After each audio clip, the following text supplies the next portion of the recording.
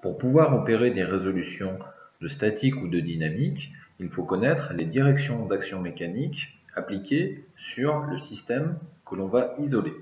Ces directions d'action mécanique peuvent être déterminées en analysant les contacts du système isolé avec l'extérieur. Ces contacts se retrouvent la plupart du temps sous la forme de liaisons. Prenons le mécanisme suivant, symbolisé par le schéma cinématique. On va analyser les deux liaisons autour d'une pièce, ici la pièce de droite. On va d'abord analyser la liaison ponctuelle localisée en B. Ce qu'il faut faire, c'est zoomer sur la liaison ponctuelle et enlever toutes les autres pièces. Ensuite, on va faire comme s'il n'y avait que la ponctuelle qui existait et on va essayer de voir quelles sont ses mobilités. La liaison ponctuelle a donc 2 translations et 3 rotations. On représente ensuite ces mobilités dans un tableau en faisant bien attention aux axes dans lesquels on projette ces mobilités. On écrit un torseur d'action mécanique transmissible complet. Ce torseur est écrit au point B, centre de la liaison, et a comme composantes x, y, z en résultante, colonne de gauche, et L, M, N, colonne de droite. On va faire une correspondance entre notre tableau de mobilité et notre torseur.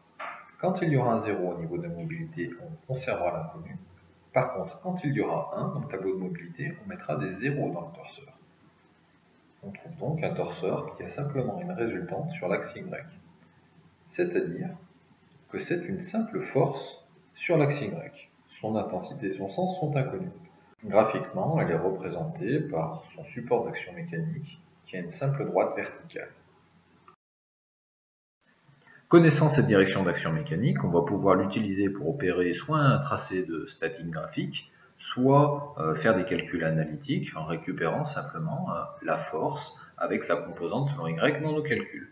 Pour prendre un deuxième exemple, on va analyser la liaison pivot au niveau du point A de mon mécanisme. On zoome sur cette liaison pivot et on enlève toutes les pièces qu'il y a autour. On garde son orientation et on regarde quelle mobilité elle a. Elle n'a qu'une rotation sur l'axe des Z.